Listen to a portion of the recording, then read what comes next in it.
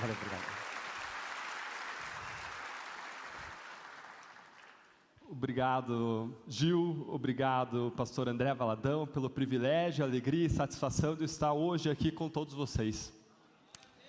Eu estava ali morrendo de medo, porque eu estou com um microfone e eu estava cantando e fiquei imaginando, vai que esse negócio liga. Eu não estava preocupado que vocês descobrissem o meu talento musical. Eu estava preocupado que todo mundo fosse embora de repente. Próximo culto talvez tivessem cartazes, cada um com o seu dom, né? Bom, quem é Deltan? Deltan é procurador da República, que trabalha hoje coordenando a Lava Jato em Curitiba. Nós somos responsáveis por investigações criminais, por fazer os acordos de colaboração criminal, fazer pedidos de cooperação internacional. Trabalhamos junto com a Polícia Federal e apresentamos nossos pedidos ao juiz Moro, que os decide. Nós temos trabalhado na coordenação estratégica dessa operação. Agora, para além disso, eu sou também membro dessa família. Eu sou... Muito alto? Ah, tá. Podem sentar, por favor. Desculpa, gente. Eu sou também membro da família Batista, sou membro da Igreja Batista do Bacaxiri.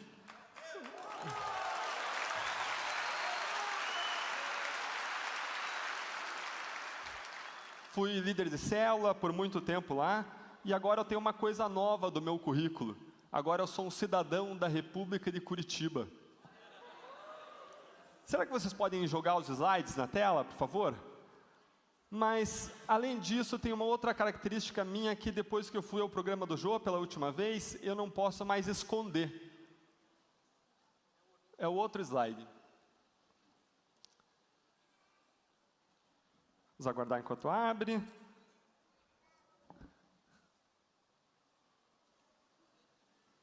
Eu tenho que mostrar porque vocês não vão acreditar. Pode ir mais um. Tá aí. Eu sou surfista.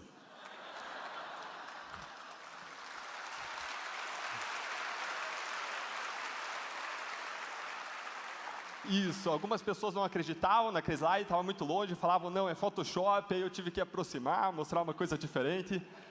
E eu sempre gostei de esportes radicais. Um pouco antes da Lava Jato começar, eu fui andar de skate. Foi a última vez que eu andei de skate desde que a Lava Jato começou. Logo antes dela começar, minha esposa estava grávida, nós estávamos grávidos, esperando o nosso primeiro filho. E ela falou para mim, não, Deltan, não vai não. Você vai ter que embalar muito nenê nos próximos meses e se você for, você vai quebrar o braço. Adivinha o que aconteceu? Como um bom homem eu fui, e adivinhe o que aconteceu com o meu braço. Daí eu queria tirar a grande lição que eu queria deixar para vocês hoje aqui, que é, homens, ouçam as suas mulheres. Mulheres concordam? Bom, isso nos traz agora a Lava Jato. Essa foi a última vez que eu andei de skate, essa vez que eu surfei foi a última vez que eu surfei, foi na primeira fase da Lava Jato, eu estava surfando quando ela estava acontecendo, nós ainda não tínhamos um caso grande, nós investigávamos doleiros, operadores financeiros que praticavam lavagem de dinheiro profissional, e investigando um desses doleiros, nós chegamos a uma pessoa que era um funcionário público que se corrompia. A partir daí, de um acordo de colaboração feito com esse funcionário público, o caso se expandiu de modo exponencial. E o que a Lava Jato descobriu? Por que ela chamou tanto a atenção do nosso país? Porque a Lava Jato comprovou corrupção sistêmica. Ela mostrou que pessoas componentes das elites política e econômica do país se aproximaram para praticar corrupção em larga escala. Foram desviados bilhões de reais. Até agora, nós acusamos criminalmente mais de 200 pessoas por crimes como corrupção, lavagem de dinheiro e organização criminosa. Essas pessoas foram... Pode passar mais um slide? Essas pessoas elas foram acusadas criminalmente com base em provas que foram alcançadas a partir de colaborações premiadas. Nós jamais usamos a palavra de um colaborador para acusar ou condenar alguém criminalmente. Não. Nós usamos como um ponto de partida, um pontapé inicial. E se nós formos capazes de colher provas consistentes e boas o suficiente, nós usaremos essas provas para formular acusações criminais. E a Lava Jato permitiu que nós identificássemos o pagamento de propina, já reconhecido pela própria Petrobras, de 6,2 bilhões de reais. Você pode passar o próximo slide, por favor? O pessoal do som está onde aqui, que passa os slides? Lá, eu posso fazer um sinal com a mão, vocês me seguem? Lá em cima, né? Nossa, lá em cima. Vocês escondidos no céu. Tá, eu vou fazer o sinal com a mão. Se vocês puderem me acompanhar, pode passar mais, pode passar mais, pode passar um pouquinho mais, pode ir mais, pode ir um pouquinho mais, pode ir, segue, aí, pode ir mais um agora. E nós chegamos a esse valor, 6,2 bilhões de reais de propinas pagas apenas na Petrobras. Agora, esse número já parece muito grande, não é? É muito maior do que qualquer Mega Sena. Agora, o problema é que esse montante, que já é enorme, era apenas a ponta de um iceberg. Isso porque, em primeiro lugar, isso aqui era apenas propina paga. Quem paga a propina não paga de graça, paga para receber um benefício econômico que também sai do teu e do meu bolso. Tem gente que estima o prejuízo da Petrobras em 29 bilhões ou até 42 bilhões. A segunda razão pela qual isso aqui é a ponta de um iceberg é porque isso aqui é apenas corrupção na Petrobras. Nós descobrimos que existia um esquema muito maior, que envolvia corrupção na Eletrobras, Ministério do Planejamento, Caixa Econômica Federal, e é uma investigação em plena expansão. Nós veremos que corrupção não afeta apenas um governo ou um partido, afeta o governo federal, estadual, municipais, nós veremos isso também. Agora, a terceira razão pela qual isso aqui era a ponta de um iceberg, é porque isso aqui é um pequeno valor quando nós comparamos com o total que a corrupção desvia no nosso país anualmente. Esse é o montante. 200 bilhões de reais por ano. É muito dinheiro. É tanto dinheiro que a gente perde a noção de tudo que isso significa. Com esse dinheiro, o que nós poderíamos fazer? Vamos tentar tornar isso um pouco mais concreto. Nós poderíamos triplicar o investimento federal em saúde, para que essas pessoas que ficam aguardando na fila por horas, e muitas vezes não tem que ter sorte para serem atendidas, para encontrar medicamentos, encontrar equipamentos funcionando, não fiquem mais nessa situação. Nós poderíamos ainda multiplicar por 3 tudo o que se investe em educação na área federal, para evitar situações como dessa charge, em que a criança fala para a mãe: mãe, eu gostaria de aprender a ler e escrever. E a mãe responde: lá vem você, meu filho, com as suas manias de grandeza. Nós poderíamos construir 10 escolas por cidade brasileira, por ano. Com esse dinheiro, nós poderíamos ainda multiplicar por 5 tudo o que se investe em segurança pública, na área federal, estadual e municipal, junto. Poderíamos ter cidades 5 vezes mais seguras. Pode passar mais um? Nós poderíamos deixar de ter a vergonha de ter milhares de crianças. Na conta dos anos 2000, eram 50 mil crianças que encontram tudo o que usam para sobreviver, inclusive tudo o que comem, no lixo. Nós retiraríamos da faixa de miséria os mais de 10 milhões de brasileiros que não têm dinheiro para comprar o que comer. Combater a corrupção não é algo abstrato, é pessoal. E mais, é uma missão cristã. É uma missão de amor ao próximo comissivo. Eu queria que vocês tivessem, ao longo da nossa conversa, em mente, a história, a narrativa bíblica de Neemias. Como vocês conhecem nesse livro, Neemias ficou sabendo que Jerusalém estava sem muros. E ele sofreu com aquilo. Por que ele sofreu? Porque uma cidade sem muros significava uma cidade exposta aos seus inimigos, que poderia ser atacada a qualquer momento, saqueada, as residências não eram nem um pouco seguras. Nós vivemos hoje num país sem muros, um país exposto à corrupção e à impunidade. Mas Neemias não só sofreu, ele não só chorou, ele foi adiante, ele jejuou e orou, mas ele não só jejuou e orou, ele foi adiante e ele, no momento certo, do modo certo, deu um passo à frente. Deu um passo à frente e foi ao rei, manifestou tristeza ao rei, aquilo podia gerar um risco de vida para ele, ele era copeiro do rei, e o rei perguntou: o que você tem, Neemias? E ele falou: olha, a minha cidade original, eu choro por Jerusalém, ela está sem muros, me permite ir lá reconstruí-la. Cá entre nós, Neemias era um maluco. Reconstruir hoje muros sobre uma cidade já seria algo muito difícil.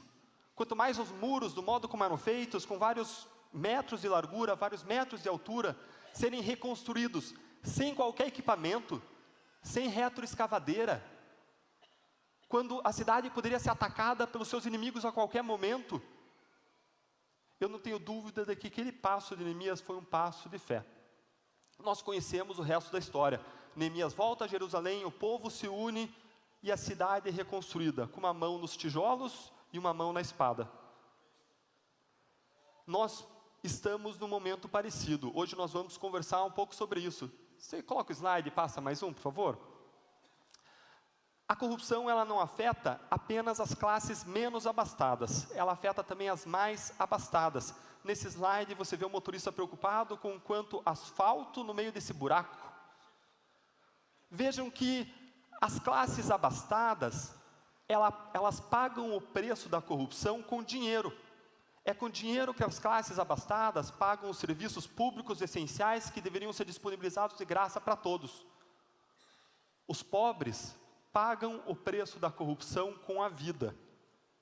Quem paga o preço da corrupção é aquele jovem que começa a ter um problema e precisa de filtro, passando do sangue passar por filtro, ele tem problema nos rins, e ele precisa fazer um tratamento diário, uma hemodiálise, mas o hospital mais próximo da sua casa, numa zona rural, está a 500 quilômetros de distância. Quem mais sofre com a corrupção é aquela criança que descobre que tem câncer, mas o hospital para o tratamento está a 1000 quilômetros de distância da casa dela. É aquele pai de família que vai trocar o pneu que furou numa estrada esburacada e de repente vem um caminhão, porque aquela estrada não tem acostamento, é mal iluminada, e leva embora todo mundo. Quem sofre com a corrupção é aquela criança que come biscoito no almoço da escola. A corrupção, ela é uma serial killer, ela é uma assassina em série silenciosa, que mata com falta de remédios em hospitais, com falta de segurança em estradas, que mata com falta de educação para todo um povo. A corrupção, ela afeta ainda, passa mais um, por favor, a corrupção ainda, pode passar mais um, ela afeta ainda a economia. Tem gente que diz que a Lava Jato prejudica a economia, não tem? Você já ouviu esse argumento? Mas quem mais estuda economia e corrupção mostra que existe uma correlação entre corrupção e problema econômico. Os países mais corruptos no mundo são aqueles que têm menor índice de desenvolvimento econômico e social.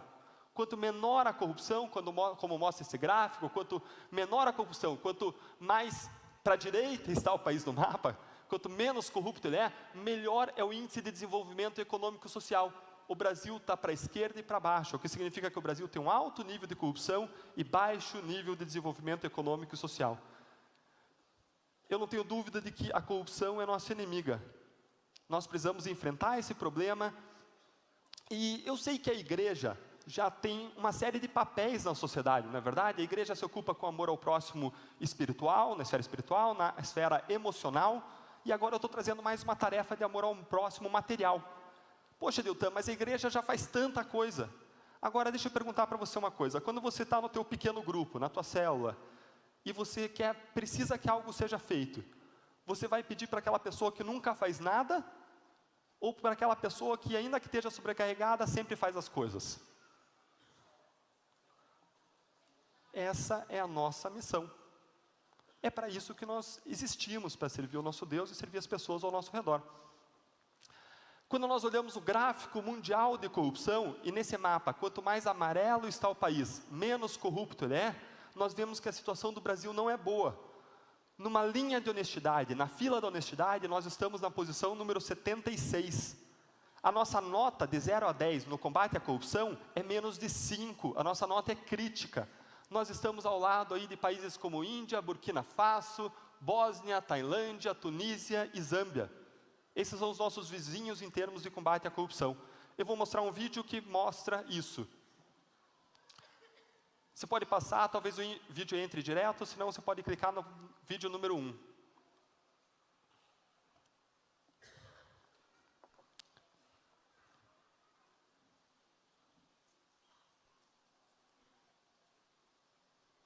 A declaração de ontem do advogado de Fernando Soares de que não se faz obra pública sem pagamento de propina provocou muitas críticas, tanto de cidadãos comuns quanto de autoridades do judiciário. Paralelepípedo. Assim são chamadas estas pedras usadas desde o Brasil colônia para calçar os caminhos. Na maioria das cidades, elas sumiram da paisagem, sepultadas por camadas de asfalto. Essa palavra tão antiga foi despertada dos dicionários ontem pela declaração polêmica feita pelo advogado de um dos principais investigados pela Operação Lava Jato. O defensor, o profissional do direito, procurou justificar a ilegalidade do ato de um empresário pagar para poder trabalhar numa obra pública, fazendo referência aos velhos paralelepípedos. O empresário, se porventura faz uma composição ilícita com algum político para pagar alguma coisa, se ele não fizer isso, e quem desconhece isso, desconhece a história do país. Não tem obra. Vocês podem pegar uma prefeitura aí do interior, uma empreiteirinha com 4 funcionários. Se ele não fizer acerto, ele não põe um paralelepípedo no chão. O que chama a atenção nesse vídeo? Vejam que quem estava falando era o advogado de um empresário que está sendo investigado por corrupção. Veja que ele não está falando, não, meu cliente não praticou corrupção, não. A acusação, o Ministério Público, os investigadores são todos enganados. Ele não estava dizendo isso. O que ele estava dizendo é, veja bem, se o meu cliente fez, é porque é assim que a roda gira no Brasil. É porque todo mundo faz. Embora isso nos cause surpresa e ele tenha sido criticado por ter feito essa declaração, é exatamente isso que dizem os estudos nacionais e internacionais sobre a corrupção no Brasil. Que a corrupção é sistemática, ela é endêmica, ela está espalhada. E a Lava Jato muda essa realidade? Pode passar mais um? Eu não seria discípulo do pastor Silvado se eu não fizesse uma coisa agora nesse momento. Eu queria que você desse uma boa noite para a pessoa ao seu redor e você investisse 30 segundos a 1 minuto conversando com ela. A Lava Jato muda essa realidade? Nós teremos um antes e um depois da Lava Jato? 1 minutinho para vocês conversarem, por favor.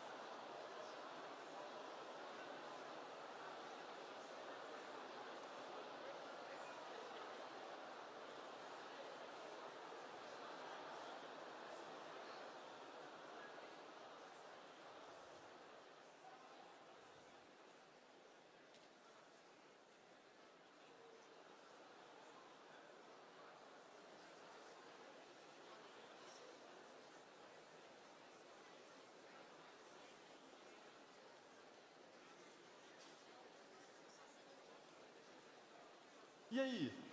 A Lava Jato muda o nosso país? Nós teremos um antes e um depois da Lava Jato? Vamos fazer uma experiência aqui, fazer um teste para ver o que vocês acham? Quem acha que sim, levanta a mão para eu ter uma ideia. Certo? Bastante gente acha que sim. Quem acha que não agora, levanta a mão. Muita gente não acha nada, né? Mais gente acha que sim do que não.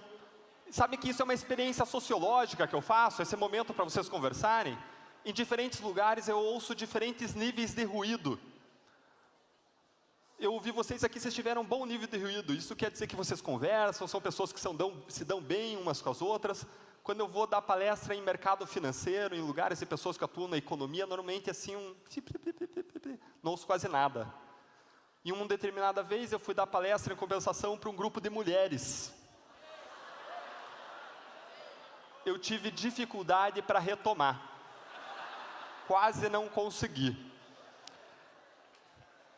E, embora mais gente ache que sim, que a Lava Jato muda o país do que gente acha que não, eu vou dar minha opinião para vocês, e não necessariamente ela é melhor do que a de vocês, é apenas a opinião de alguém a partir do caso.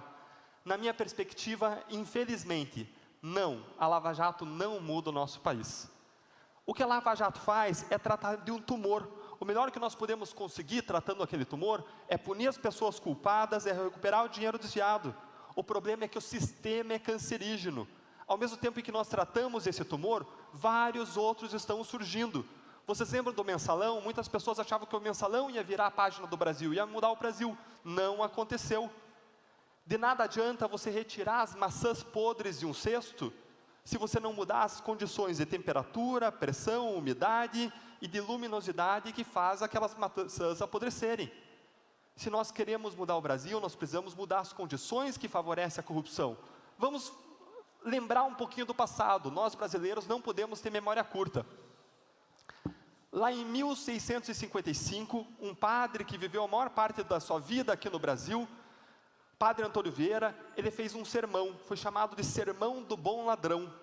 Nesse sermão, o que ele dizia basicamente, e ele tinha viajado a Portugal, estava na frente de toda a coroa, todas as pessoas do rei, que ficavam ao redor do rei, da corte real, e ele disse lá que o verdadeiro ladrão não é o ladrão de galinhas, é sim o governante que vinha ao Brasil. Eram os grandes ladrões. Ele dizia que os governantes que vinham ao Brasil, eles não vinham aqui buscar o nosso bem, e sim buscar os nossos bens. Em 1820, aproximadamente, na época do Império, surgiu um ditado no Rio de Janeiro. Esse ditado dizia o seguinte: quem rouba é ladrão, quem rouba muito é barão, mas quem rouba muito e esconde é promovido de barão a visconde.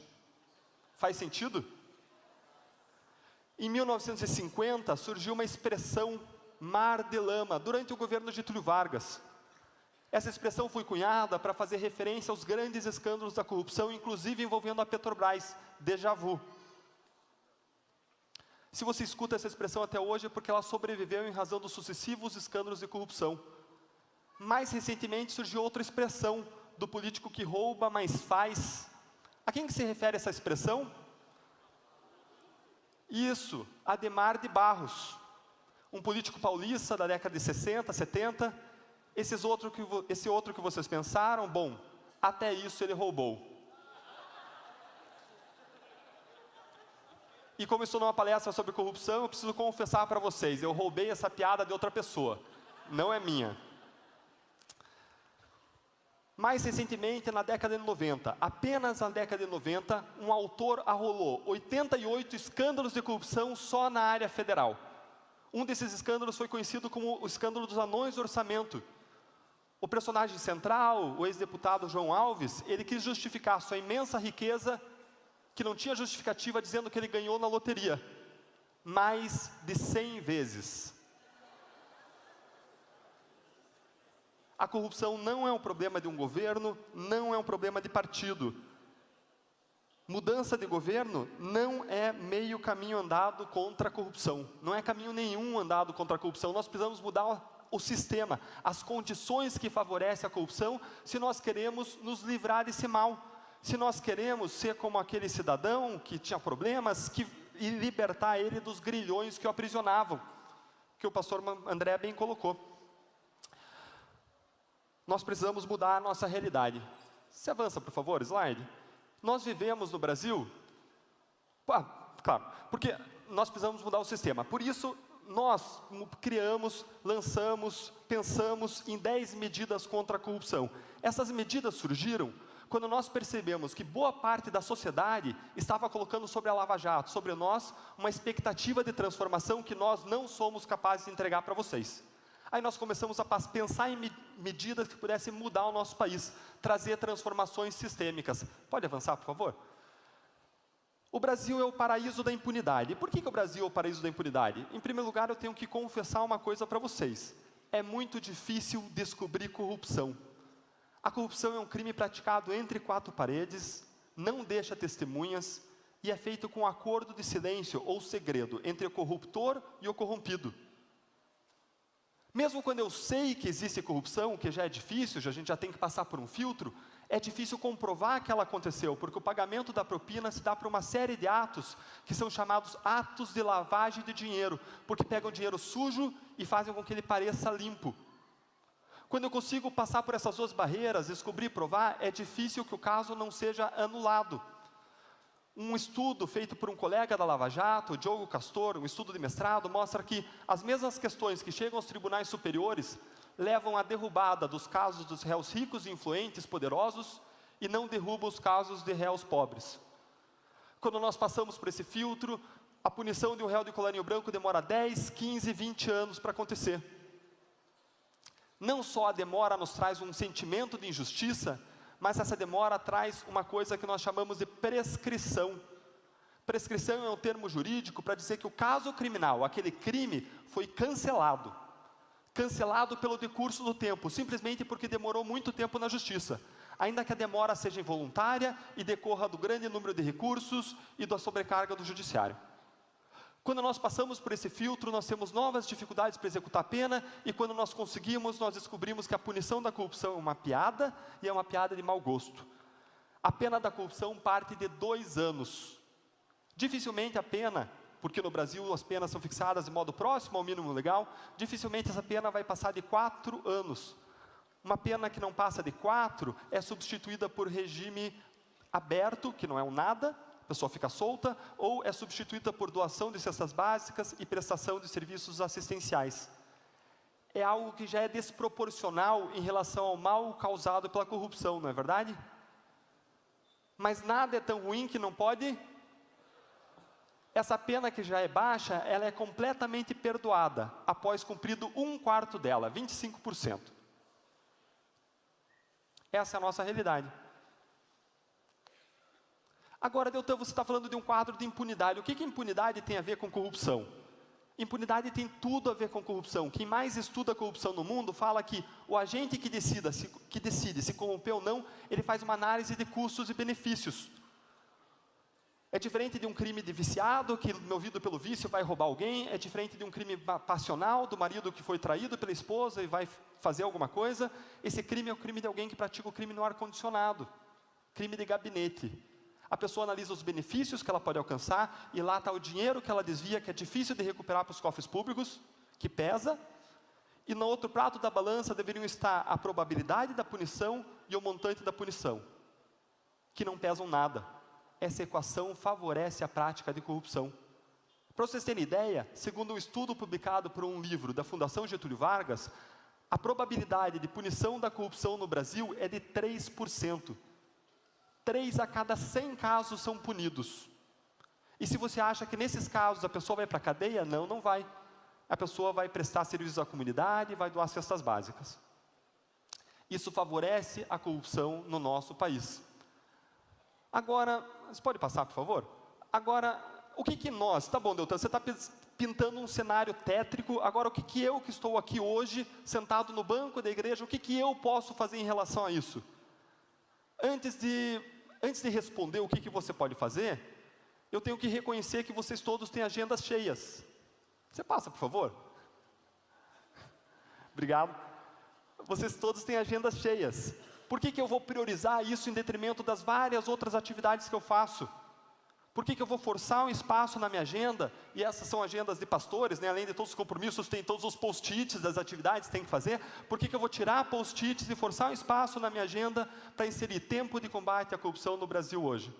Eu vou dar 2 razões para vocês. A primeira razão é que nós vivemos uma janela de oportunidade. Nós nunca vivemos no Brasil um tempo como hoje. Nós temos um caso que gerou uma energia que pode ser usada para transformações. A Lava Jato, ela quebrou a descrença, renovou as esperanças de todos nós. Uma coisa que a corrupção faz de ruim com a sociedade é inocular um veneno paralisante que é chamado de cinismo. O cinismo é a descrença de que o país tem jeito. É você passar a acreditar no país do jeito que o Brasil não tem jeito, que é mesmo contraditório. A Lava Jato, ela quebra esse cinismo, ela faz a gente acreditar que é possível sim mudar as coisas. A Lava Jato gerou toda essa energia e, além disso, pela primeira vez, toda a população percebeu que a corrupção é um problema sério. Ela foi apontada em 3 pesquisas recentes como o principal problema do país, acima de educação, segurança pública, acima de problemas de saúde e acima de desemprego. Porque todos nós começamos a perceber que ela afeta essas outras áreas também. Vamos ver algumas frases que nos mostram essa janela de oportunidade. A primeira é de um historiador que fala que a impunidade foi rompida depois de 126 anos de república. A segunda é do Arnaldo Jabor. Ele fala que a Lava Jato abre cortinas sobre coisas sempre sabidas, mas nunca provadas. Veja que ele não está dizendo que nunca existiu corrupção grande no Brasil. O que ele está dizendo é que corrupção sempre existiu, mas agora, pela primeira vez, esse monstro de corrupção está podendo ser visto nos olhos, em carne e osso na nossa frente. Outra frase é do Luiz Eduardo Soares, que é o pai do Capitão Nascimento. Ele que escreveu o livro Elite da Tropa, que depois levou ao filme Tropa de Elite. Ele coloca que a Lava Jato é a pequena escotilha que pode nos fazer ver um futuro diferente e mais promissor. Mas a frase de que eu mais gosto é da Miriam Leitão.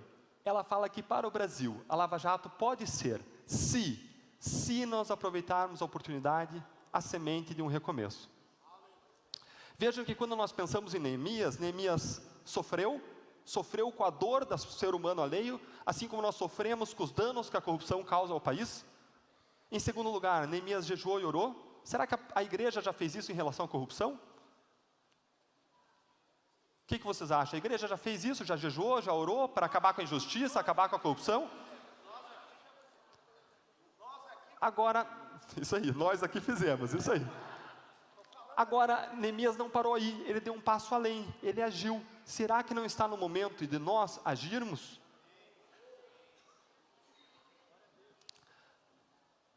A segunda razão que eu daria, além de nós vivermos uma janela de oportunidade para nós buscarmos mudanças hoje, é de que a única solução é se nós nos unirmos.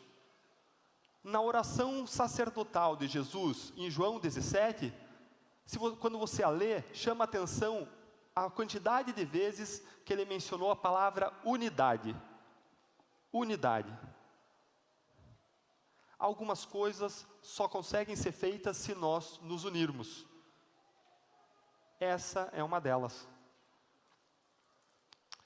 Mas o que eu posso fazer? Digamos que você concorda comigo que existe uma janela de oportunidade, que a resposta é nossa unidos. O que nós podemos fazer? Nós podemos cobrar mudanças dos parlamentares, podemos apoiar medidas e projetos e propor medidas e projetos contra a corrupção e contra a impunidade. Isso nos traz novamente aquelas 10 medidas contra a corrupção. Eu não vou ter tempo para abordar cada uma delas. Eu devo faltar uns 15 minutos agora, pastor? Eu estou preocupado com o pessoal, que vocês chegaram às 7, né? Deve estar todo mundo com o estômago roncando. Bom, o que são essas 10 medidas contra a corrupção? Elas foram inspiradas numa mudança que aconteceu em Hong Kong. O que aconteceu em Hong Kong? Pensem num lugar corrupto. Pensem num lugar corrupto. Agora pensem no lugar mais corrupto do mundo. Isso era Hong Kong na década de 60. E eu vou tentar finalizar em 20 minutos, tá, pessoal, para liberar vocês. Hong Kong era o lugar mais corrupto do mundo. Para vocês terem ideia, um taxista que não queria ser multado, ele ia ao sindicato dos agentes de trânsito, ele comprava um adesivo, ele colava o adesivo no carro e ele podia sair dirigindo tranquilo. Ele não ia tomar multa naquele mês. A corrupção era organizada, era sindicalizada. Até que, em 1973, aproximadamente, aconteceu um grande escândalo de corrupção. Aí mudou tudo. Aí a população se fez ouvir. Aí a população cobrou reformas. E foram feitas reformas calcadas em 3 pilares: prevenção, conscientização e punição adequada e que saia do papel. Boa parte das propostas foi inspirada nessa realidade em Hong Kong. Talvez você esteja se questionando qual que será esse escândalo que aconteceu em Hong Kong para mudar a realidade de um povo. Vejam que Hong Kong era o país mais corrupto do mundo, era o lugar mais corrupto do mundo, para ser mais exato.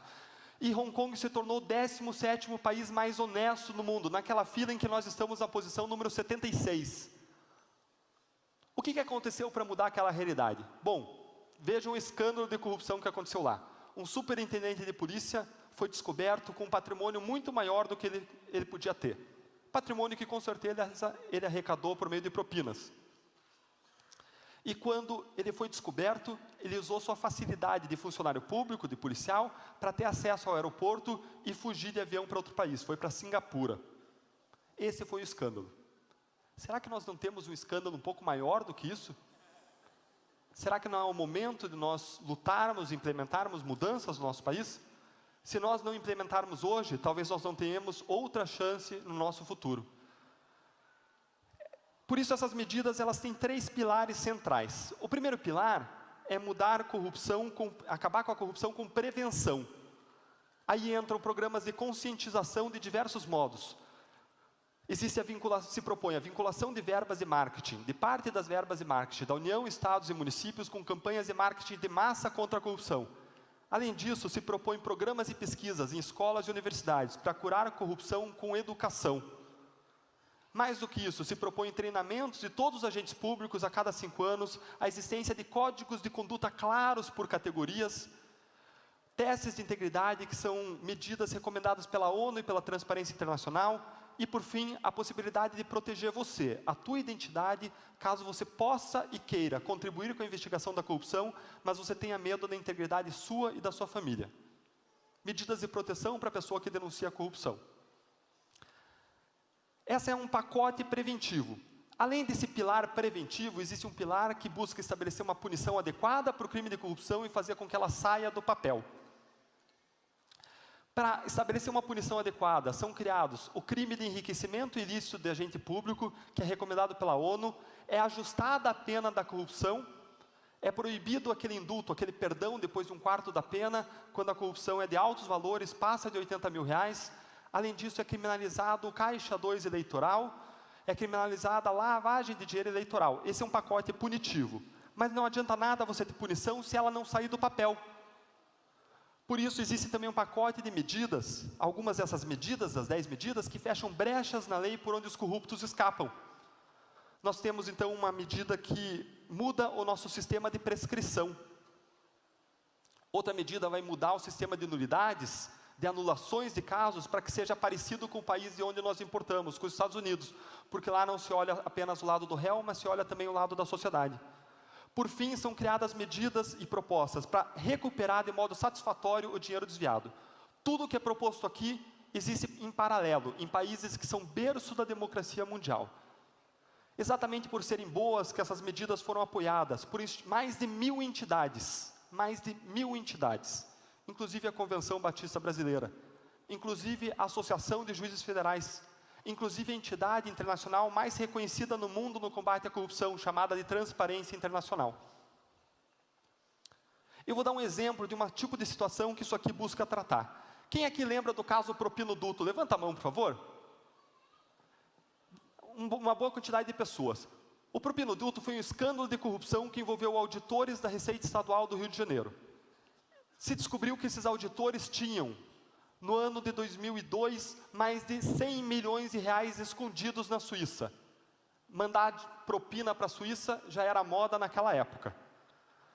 Eles foram descobertos, investigados e acusados criminalmente no ano de 2003. O juiz federal que julgou esse caso era um Sérgio Moro, julgou isso muito rápido. Ainda em 2003 ele condenou criminalmente as pessoas envolvidas. Mas o Brasil é o único país do mundo com 4 instâncias de julgamento, e essa era apenas a primeira delas. A segunda instância julgou esse caso em 2007. A terceira instância julgou esse caso em dezembro de 2014. Se esse caso fosse em dezembro de 2014, para a última instância, a quarta, e demorasse o mesmo tempo da terceira, ele ia estar julgado em 2022, mais de 20 anos depois dos crimes. Agora, se você acha que ele já está na quarta instância, não, ele ainda está na terceira. Depois daquela decisão de dezembro de 2004, foi interposto um outro recurso, e depois o recurso do recurso, e depois o recurso do recurso do recurso. Na mesma instância. Em 2013, a Suíça já ameaçou devolver os 100 milhões para os corruptos, o teu e o meu dinheiro devolver para os corruptos, porque não acredita que o processo não acaba nunca no Brasil. Agora, como eu mencionei antes, nada está tão ruim que não possa. Adivinhem o que já aconteceu com o crime de corrupção. Prescreveu. Ou seja, ele foi cancelado porque demorou muito tempo para chegar ao final do processo. Então, apesar das pessoas terem sido condenadas por existirem amplas provas de corrupção, você agora dá um atestado de boa conduta para aqueles criminosos, como se nada tivesse acontecido. O crime de quadrilha, que era um outro crime pelo qual eles foram condenados, adivinha o que aconteceu também? Prescreveu. Boa parte dos crimes de lavagem de dinheiro, que eram os últimos crimes, a nossa última chance, boa parte já prescreveu também. O próprio tribunal lá falou, digam as partes, porque eu não sei se sobrou alguma coisa aqui nesse processo. Se não sobrar nada, o maior risco é que aqueles 100 milhões voltem para o bolso dos criminosos. 100 milhões que são nossos e não são deles. É esse tipo de situação que nós queremos mudar. A minha história é muito parecida com a história do país. É uma história de fracassos na luta contra a corrupção. Isso não sou eu, todos nós, colegas que atuamos nesses casos, vivemos. Você pode colocar os slides de novo e passar, por favor? Pode passar vários. Eu dei uma abreviada, pode ir até o 10. Pode passar do 10 até. Pode ir, por favor. Pode ir mais um? Isso. Eu queria contar uma historinha para vocês agora.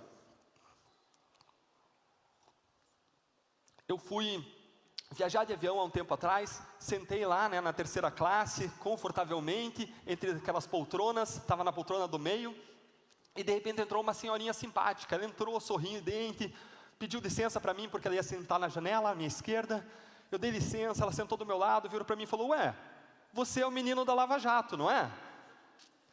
Eu me senti lisonjeado, né? Menino da Lava Jato? Opa, sou eu mesmo. É a pessoa certa. Se for para ser menino, sou eu mesmo. Qualquer coisa, desde que menino.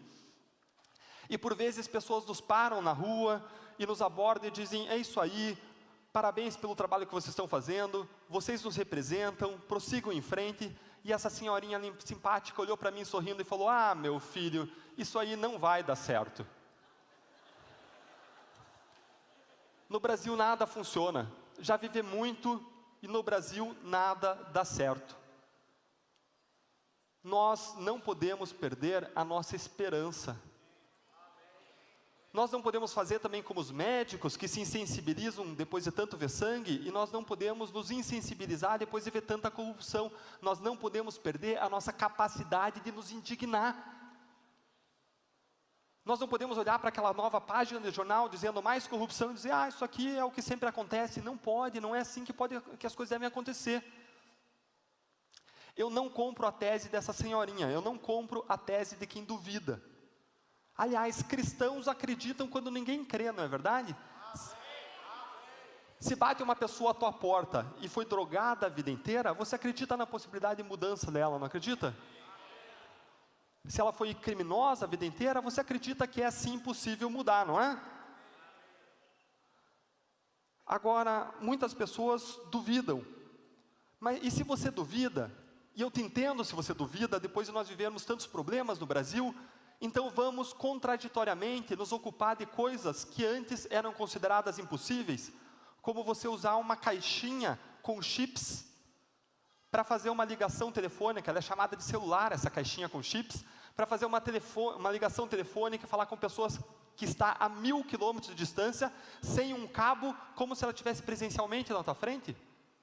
Ou vamos usar uma águia de aço, feita de um material mais pesado do que o ar, chamada de avião, que flutua no céu por longas distâncias, mais de 1000 quilômetros, de modo relativamente seguro? Isso era impensável há 200 anos atrás, menos até 150, 100 anos atrás. O impossível muitas vezes é algo que está lá, simplesmente à espera de ser superado.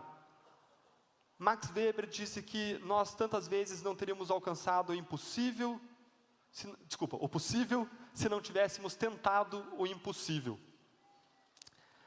Mas ainda assim você pode ter dentro de você o espírito dessa senhorinha. Se você ainda se sente assim, se você ainda duvida, eu queria colocar a seguinte situação para você. Queria que você se imaginasse com a pessoa que você mais ama na face da terra. Pode ser seu esposo ou esposa, seu filho, filha, seu pai ou mãe. Queria que você pensasse o que faz você amar essa pessoa. Os tempos que vocês passaram sorrindo, chorando, se divertindo, sofrendo, as brigas que vocês tiveram, as reconciliações, o tempo que você já investiu na vida dessa pessoa. Agora eu vou colocar para você uma situação desagradável para nós fazermos esse exercício. Eu queria que você imaginasse você indo ao médico com essa pessoa, e o médico vira para você e fala: meu senhor, minha senhora, essa pessoa que você tanto ama, ela tem 6 meses de vida, tem uma doença terminal, e não tem nada que você possa fazer. A pergunta que eu coloco para você é se você iria para casa, esperar ela morrer, sem fazer nada, ou se você ia de site em site, de médico em médico, se você ia dobrar os teus joelhos incessantemente buscando o impossível. Muitas vezes, o impossível é apenas algo que está lá, à espera de ser superado. E existem causas pelas quais vale a pena se lutar, independentemente do resultado. E o nosso país é uma delas.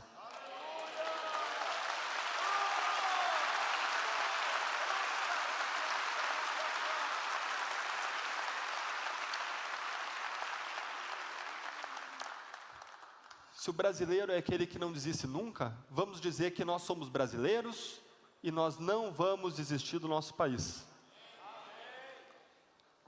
Você passa, por favor? A minha história, como eu mencionei para vocês, é uma história de fracassos. Eu ingressei no Ministério Público em 2003, quando eu estudava para concurso, como vários de vocês estudam para concurso, querem um objetivo na vida, um objetivo profissional. Eu estava lá no auge dos meus 22 anos. E eu estudava à noite, e às vezes eu parava à noite e cantava uma música de um artista que eu estava conversando justamente agora com a esposa do pastor André, desculpa, como é seu nome mesmo? Com a Cassiane, estava conversando com a Cassiane, e o artista que canta essa música é o Cris, né? Eu não entendo nada de música, gente, me perdoe, não vou cantar para vocês, podem ficar tranquilos, mas essa música dizia, faça o melhor, faça o melhor, faça o melhor para Deus. Ela tem toda uma alegoria, né? Pule, cante. Meu objetivo era dar minha melhor contribuição.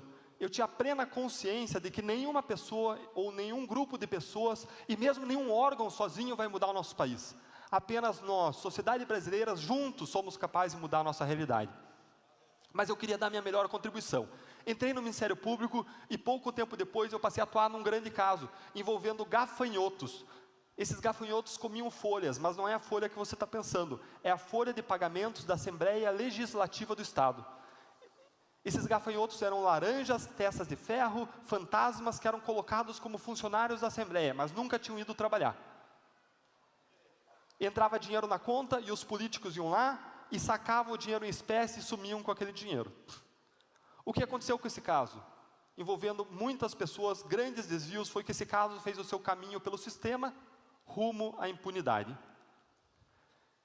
Em seguida, eu passei a trabalhar em um outro caso, que ficou muito famoso no sul do país e até meio que no país inteiro, chamado caso Banestado. Nesse caso, nós acusamos criminalmente centenas de pessoas. Centenas. Segundo uma reportagem de um jornal de grande circulação recente, de todos esses casos, apenas um chegou a um final com sucesso. E, coincidentemente, eu lembro de um em que os advogados perderam o prazo para recorrer. Todo o resto faz o seu caminho pelo sistema rumo à prescrição. Fora, é claro, os colaboradores, que esses sim foram punidos. Que exemplo é esse de país em que os únicos punidos são os colaboradores? Vocês lembram, aliás, aquele escândalo dos anões do orçamento? Envolvendo deputados, eles desviavam dinheiro em benefício de familiares, eles desviavam dinheiro em favor de construtoras, ganhavam comissões, propinas por isso. Sabe o que aconteceu com aquele esquema? Sabe quem que foi punido? Nenhum parlamentar. 2 deles estão de novo aí na Lava Jato. Para não dizer que ninguém foi punido, o único punido foi um assessor. O delator do esquema, exatamente. Que exemplo é esse em que apenas o delator vai punido? Enfim, trabalhei nesse caso Banestado, não deu em nada também. Em seguida passei a atuar num caso de corrupção envolvendo grandes empresários do Estado e auditores fiscais. Esse caso fez o seu caminho pelo sistema, foi a um tribunal e esse tribunal cancelou o caso inteiro. Anos de trabalho.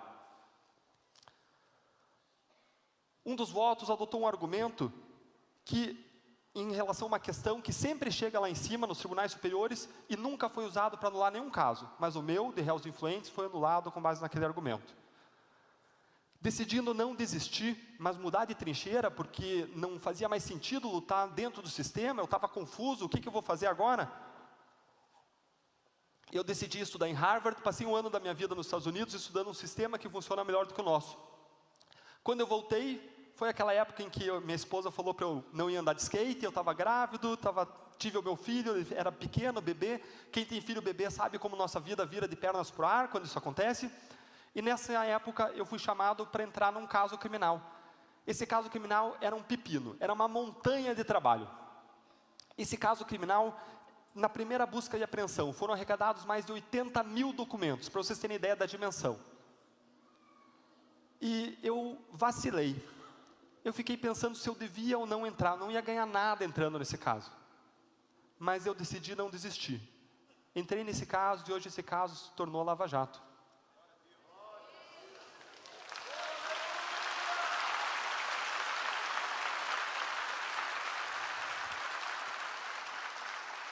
Se você, como nós, você não quer desistir, você pode passar mais uns? Eu queria deixar um desafio para vocês de se engajar. Se você acredita num país mais justo, com menos corrupção e menos impunidade, se você quer se unir a nós com esse objetivo, eu queria deixar um desafio, mas para isso eu queria chamar um pessoal que decidiu sair da sua zona de conforto, que decidiu lutar também contra as circunstâncias, lutar contra essa realidade, que é o pessoal de um movimento que surgiu para defender essas 10 medidas contra a corrupção. Um movimento apartidário, criado em Curitiba. Eu queria chamar aqui o pessoal do MUDE, o Marcos, o Marcelo, a Gisele, vem aqui. Eu queria que vocês contassem um pouco da experiência de vocês sobre como que nós, brasileiros, podemos contribuir nesse momento com um país melhor, fazer com que essas medidas passem. Vejam que essas 10 medidas, elas colheram mais de 2 milhões de assinaturas, em que vocês participaram, não foi verdade? Esse número de assinaturas permitiu que essas medidas fossem ao Congresso e fossem lá tramitar como um projeto de lei de iniciativa popular. Hoje nós temos esse projeto tramitando lá. Agora, a aprovação desse projeto, a realização concreta dessas mudanças com que nós sonhamos, dependem de cada um de vocês. Por favor.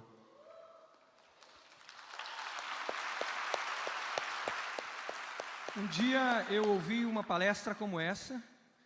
Março de 2015, essas 10 medidas foram apresentadas no Senado.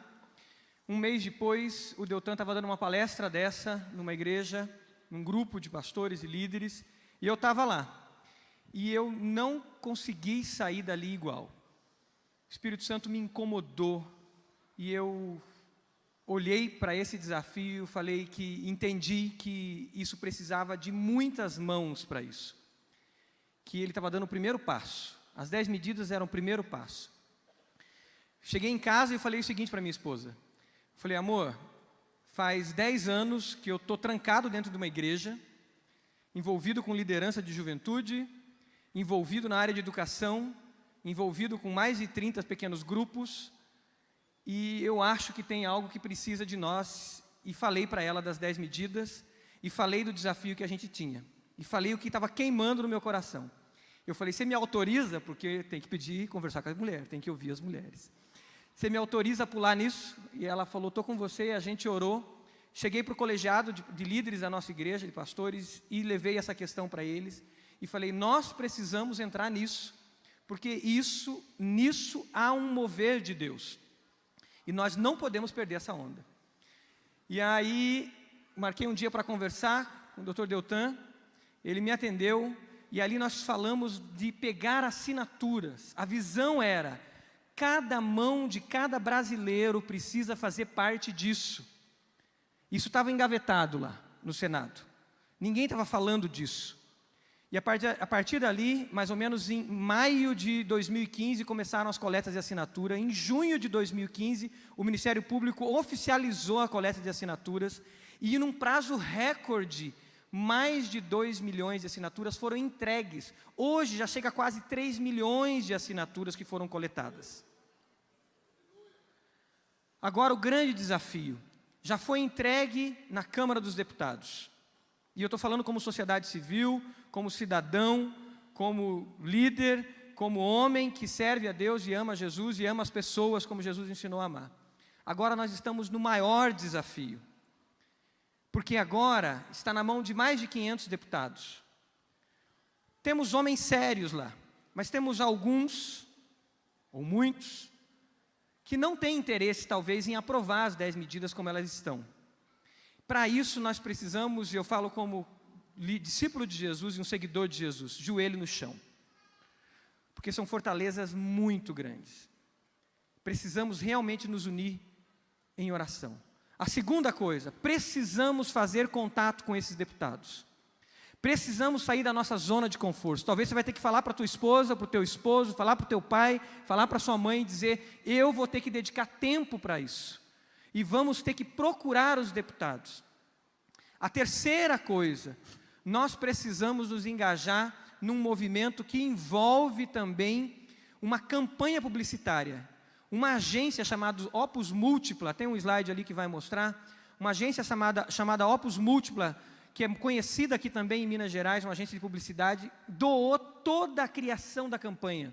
Mais de R$500 mil é envolvido nisso, para a criação de uma campanha publicitária. Mais de 150 pessoas envolvidas, publicitários, e toda a equipe que precisa disso já está trabalhando nessa campanha. Agora, nós vamos colocar essa campanha na rua. Hoje, nós estivemos na FIENG, Federação das Indústrias do Estado de Minas Gerais. Ouvimos do presidente, o Olavo, ouvimos de várias pessoas, tem alguns que estavam ali, que viriam para cá, que vão entrar nessa campanha. Então precisa de nós, cidadãos envolvidos, e de empresários e de pessoas que vão se envolver financeiramente nisso, para que essa campanha tome o Brasil toda. Tem um slide que diz o seguinte: nós precisamos alcançar 90 milhões de pessoas. Então, se você assinou, agora o desafio é chegar em 90 milhões de pessoas. Você crê que isso é possível? 90 milhões de pessoas. Mas nós precisamos sair da zona de conforto. É trabalho, é fazer de fato o que Neemias fez. É realmente a espada numa mão e colocando tijolos com a outra mão. Esse é meu desafio, meu testemunho. A Gisele também, o Marcelo, viajaram a Brasília de carro, estão de porta em porta pegando assinaturas e estão envolvidos nisso. É o desafio que eu deixo para vocês. Obrigado. Obrigado, Marcos, Marcelo, Gisele. Vocês sabem que quando veio para mim a primeira vez a ideia de reformas, foi uma vez que a gente foi a um supermercado. A gente estava lá trabalhando no caso Lava Jato, um monte de coisa acontecendo, o mundo caindo na nossa cabeça, e a gente fica trabalhando até tarde e mantém comida lá, para a gente fazer um lanche. E eu fui ao supermercado, fui com o colega mais novo de todos nós, ele tinha menos de 30 anos, se chamava Diogo Castor, tinha sido meu estagiário, a gente fez compras, na hora que estava passando as compras, ele fala: Deltan, a gente precisa propor reformas para mudar essa situação. Adivinhe qual foi minha resposta para ele? Não, de jeito nenhum, a gente tem muita coisa para fazer, o caso já é gigante, nós não damos conta do que nós temos que fazer, quanto mais para fazer outras coisas além. A gente já sacrifica a família, o nosso tempo livre para trabalhar nesse caso. Não dá. Ele, talvez por um temor referencial, porque tinha sido meu estagiário, ele ficou quieto e a questão morreu ali. Mas aquilo ficou me incomodando. 3 semanas depois eu voltei, reuni toda a equipe e falei: o Diogo tem razão. Vamos fazer o que está ao nosso alcance para que reformas aconteçam. Quando nós conseguimos redigir o projeto com a ajuda de pessoas de todo o país, especialistas, nós oferecemos esse projeto para a sociedade e no começo de 2015, nós achávamos que o Congresso ia olhar aquilo lá como uma oportunidade de virar a página, que ele ia adotar voluntariamente e aprovar aquelas medidas. Mas adivinhem o que aconteceu? Nada. Aquele caso caiu, aquelas 10 medidas caíram num silêncio. Ninguém mais falava delas semanas depois. Eu não sabia o que fazer, eu estava impotente. Foi aí que eu comecei a fazer palestras e que o Marcos se levantou e falou: vamos fazer isso dar certo. E usando a influência que ele tem, a capacidade de liderança que ele tem, esse movimento se multiplicou, se decidiu coletar assinaturas e hoje nós temos essas propostas no Congresso com mais de 2 milhões de assinaturas. Por que eu digo isso? Porque eu não sei qual que é a tua desculpa, mas quando eu fui convidado para entrar na Lava Jato, eu tinha uma série de desculpas para não entrar. Eu estava com meu filho bebê, eu já tinha lutado um monte em outros casos, e todos os casos fracassaram. Para que eu ia entrar em mais uma roubada, em mais uma furada? Quando o Diogo me chamou para começar um processo de reformas, eu falei também não, eu tinha uma série de desculpas. Eu tinha já muito trabalho, eu já estava sacrificando a família. Como que eu ia ficar viajando, fazendo palestras, falando com pessoas, buscando unir pessoas em torno de um objetivo, sacrificando minha esposa, meus filhos, bebês que estão em casa? Eu tinha uma série de desculpas, eu não sei quais são as tuas. Essas eram as minhas.